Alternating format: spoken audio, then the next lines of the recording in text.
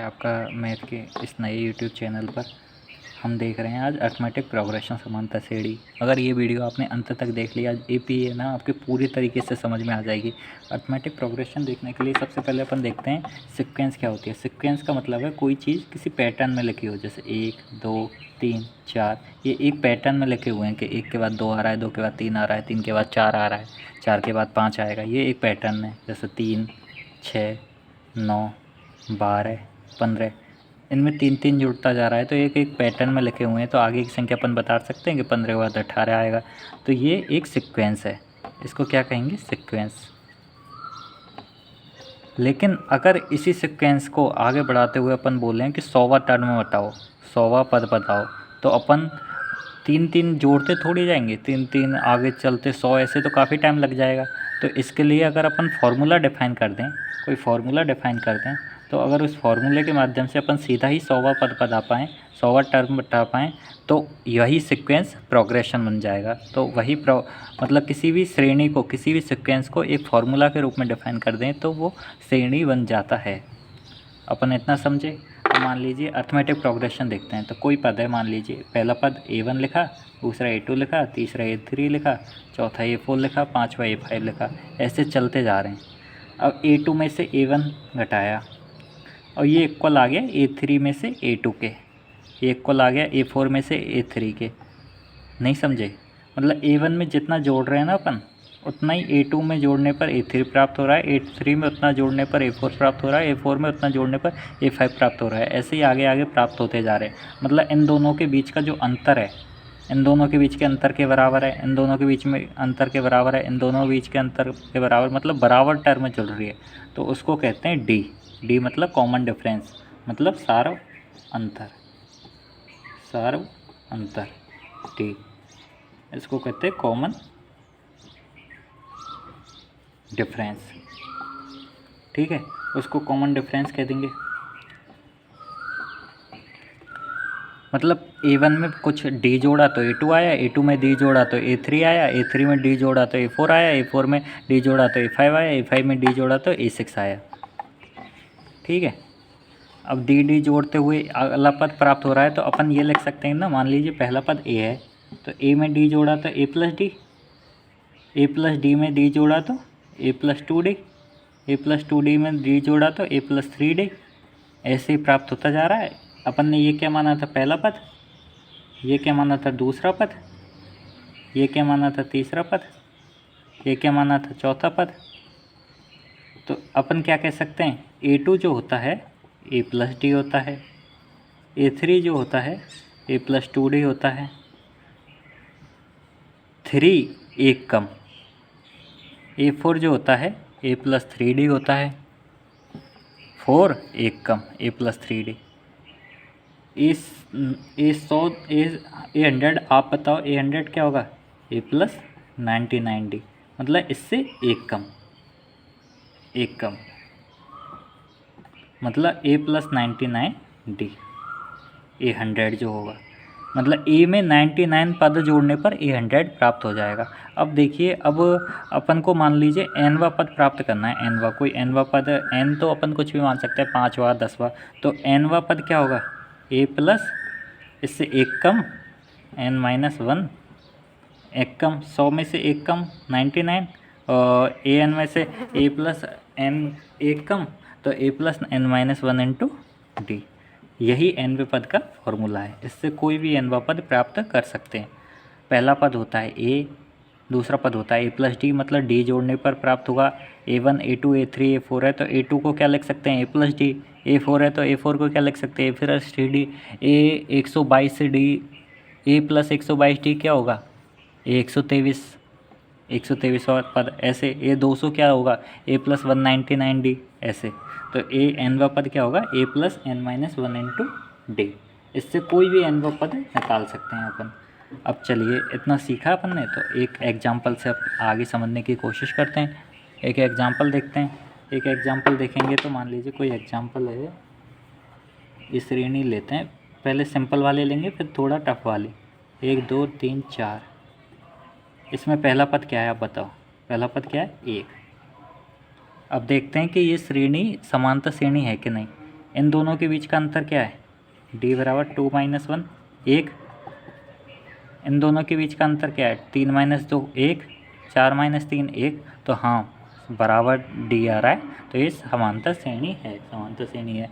अब अपन को मान लीजिए इसका an में अपन को इसका nवा कौन सा पद प्राप्त करना है, nवा 25वां पद का मान ज्ञात करना है, n 25 an प्राप्त करना। 25वां पद क्या होगा, तो a 25 कैसे निकलेगा, a 25 को निकाल सकते हैं अपन a + n - 1 × d लिख के निकालेंगे।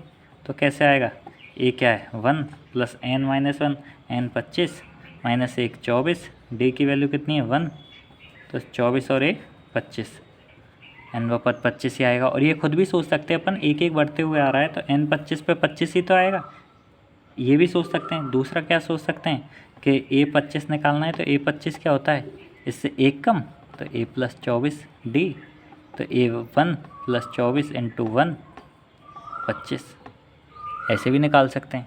ठीक है, अब मान लीजिए और थोड़ा टफ सवाल लेके देखेंगे।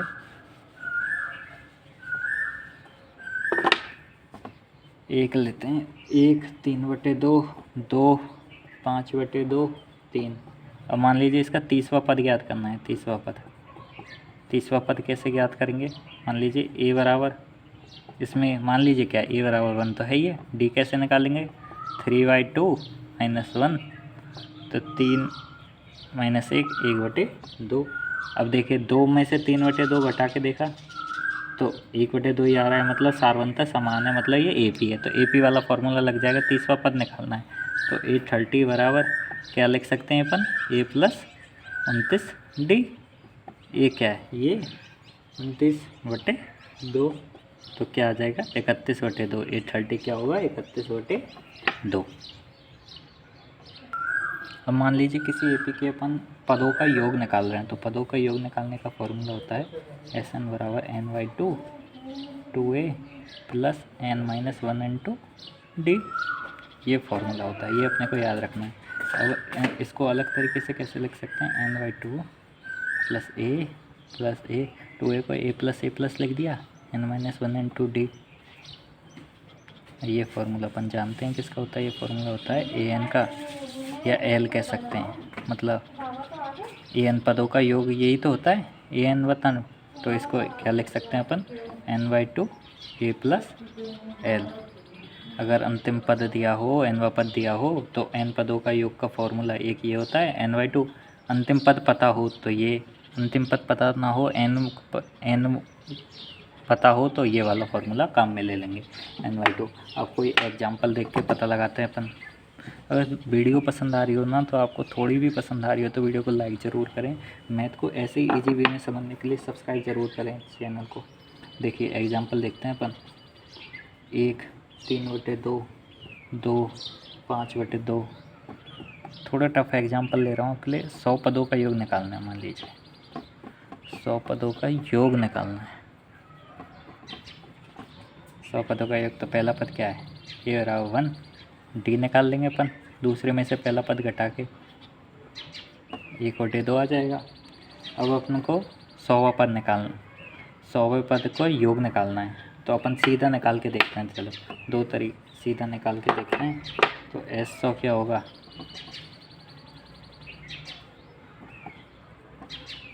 सौ बटे 2, फॉर्मूले में लिखा n/2 2a, a की जगह 1, तो 2 n - 1 × d, 100 - 1 × d कितना है 1/2, तो 100/2 50, 2 + 99/2, 2 + 99/2 हो गया, 2 दूनी 4, 4 और 99, 99 4 103/2, 2 से ये कट जाएगा तो 25, तो 103 × 25 हमारा आंसर आ जाएगा। अब 25 को 103 से मल्टीप्लाई करेंगे, 25 दिया 75, 5 7 हासिल, 25 से कम 25। ठीक है, ये आंसर आ जाएगा। अब दूसरा सवाल देखते हैं अपन, कि दूसरा जो सवाल है ना अलग तरीके से आ सकता है। वो कैसे आ सकता है, इसमें तो अपन ने सीधा 100 पदों का योग निकाला।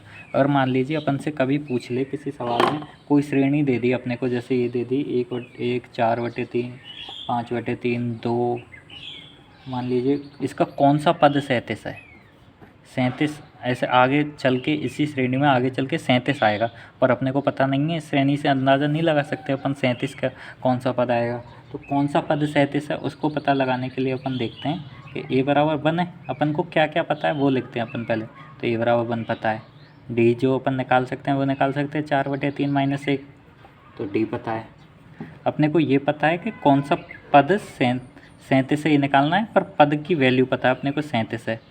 अब अपने को n का मान निकालना है कि कौन सा पद है जिसका मान 37 है। तो n का फॉर्मूला पता है ना अपने को, a + n - 1 × d, n की वैल्यू निकालनी है, ये 37 है, 1 + n - 1 × 1/3 × 37, ठीक है।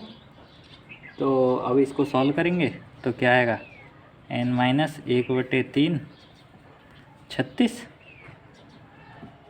तो n को मल्टीप्लाई करेंगे, n - 1, 36 को 3 से मल्टीप्लाई हुआ 6, 36 को 3 से मल्टीप्लाई, 36 को 3 से मल्टीप्लाई करेंगे तो क्या आएगा 108।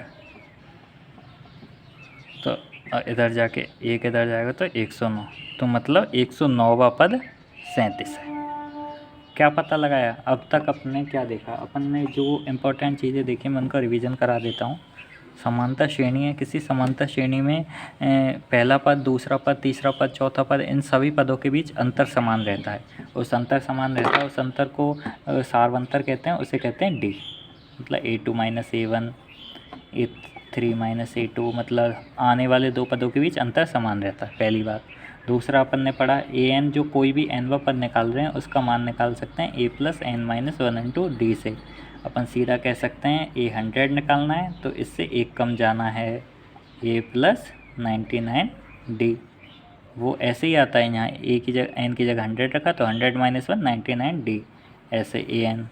दूसरा n पदों का योग निकालना है तो उसको लिख सकते हैं n/2 2a + n - 1 × d। तो इससे SN निकाल सकते हैं। अर्थमेटिक प्रोग्रेशन में इतना देखा अपन ने। अब आगे और किसी पद का कोई भी मान लो nवां पद पता है तो उससे nवें पद पता है तो उससे अपन an निकाल सकते हैं, और an पता है तो उससे nवां पद निकाल सकते हैं। ये सब चीज़ें अपन देख चुके हैं। तो वीडियो को यहीं समाप्त कर दें। वीडियो काफ़ी लंबा हो चुका है, 10 मिनट से ऊपर का हो चुका है। अगर आपके AP श्रेणी समझ में आई हो तो वीडियो को लाइक करें, कमेंट करें, और कहाँ किस टर्म में आपको दिक्कत आई वो बताएं। मैं आपको एक सवाल दे देता हूँ, इस सवाल को सॉल्व करके कमेंट में आंसर बताएं। कमेंट में आंसर ज़रूर बताना मेरे को। जैसे मान लीजिए कोई श्रेणी है 3, 6, 9, 12, 15, इसका कौन सा पद 300 आएगा, कौन सा पद 300 आएगा, मतलब n की वैल्यू। एक सवाल। दूसरा सवाल जो होमवर्क के लिए है, मान लीजिए कोई श्रेणी है, एक श्रेणी देखते हैं अपन क्या कहते हैं, 2, 4, 6, 8, 10, 12 ऐसे चलती जा रही है। AP है, अपन समझ गए। इसके 50 पदों का योग, पहले 50 पदों का योग बताना है।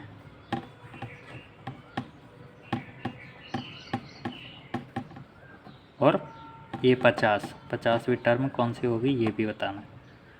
वीडियोस को लाइक करें, कमेंट करें, शेयर करें, सब्सक्राइब करें चैनल को। ऐसे ही मैथ फार्मूला सीरीज़ जो मैंने शॉर्ट्स पर चला रखी है उसको ज़रूर देखें, उससे आपके सभी फार्मूला क्लियर ज़रूर होंगे। धन्यवाद।